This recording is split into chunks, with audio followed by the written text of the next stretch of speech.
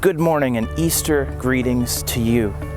If you look around, I'm not at Holy Trinity right now. I'm actually in a cemetery. Now, this is a place of hushed voices and bowed heads. This is a place of reverence and silence. This is not a normal place to be at on Easter, that's for sure.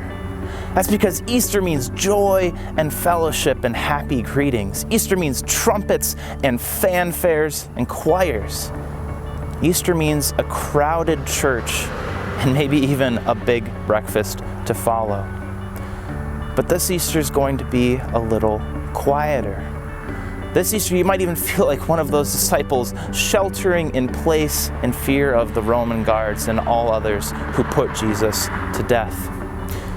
So when the safest place to be at nowadays is at home, what does Easter look like and what does Easter sound like?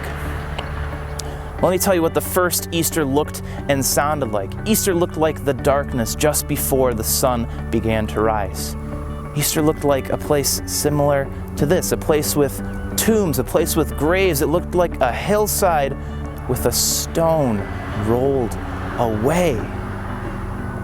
First Easter looked like an empty grave, an empty tomb with folded burial garments and angels waiting to point you in a new direction. Easter sounded, well, it didn't sound like cars going by, it sounded like a quiet morning with birds that are just beginning to chirp.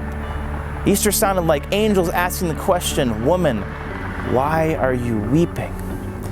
You know what the first Easter sounded like? It sounded like the words being spoken, Mary. Jesus spoke to her, Mary. Mary, this woman who was seeking the body of Jesus. She was upset and she was confused. She didn't know if somebody had moved the body. She wanted to prepare the body for the final burial. She wanted to complete that burial. And she looked in the face of Jesus, and she was so distraught with the problems of the morning. She was so distraught with the death of her Lord, her teacher, and her friend that when she met Jesus in the garden that morning, she didn't even know it was him until Jesus said to her, Mary. So what does your 2020 Easter sound like? Our Easter celebrations are going to be a little quieter than they usually are. But we can rejoice in the quietness of that first Easter morning.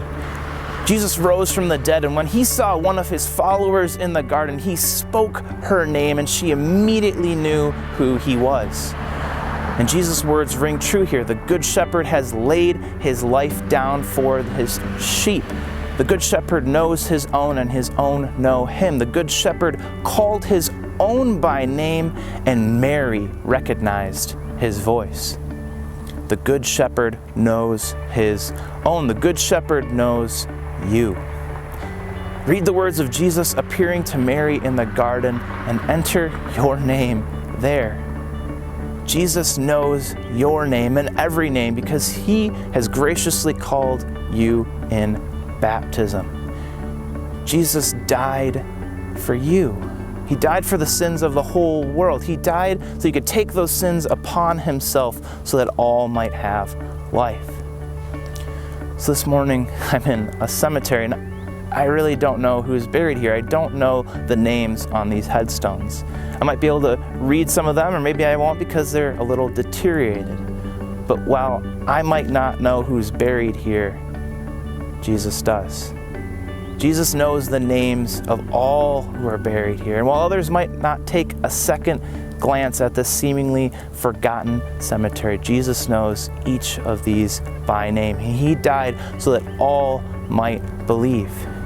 He died so that all people in all times and all places might know him and believe. Jesus knows his sheep, and he gave up his life so that all might live in eternal paradise with him.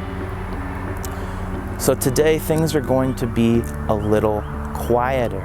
The pews are going to be a little emptier. But that first Easter was quiet, and the tomb was definitely empty. And we can rejoice in that together. We can rejoice that just as Jesus spoke Mary's name, he knows ours too. And he died and he rose so that the quietness and the emptiness of Easter can actually be the things that we celebrate. So let's celebrate. He is risen. He is risen indeed. Hallelujah.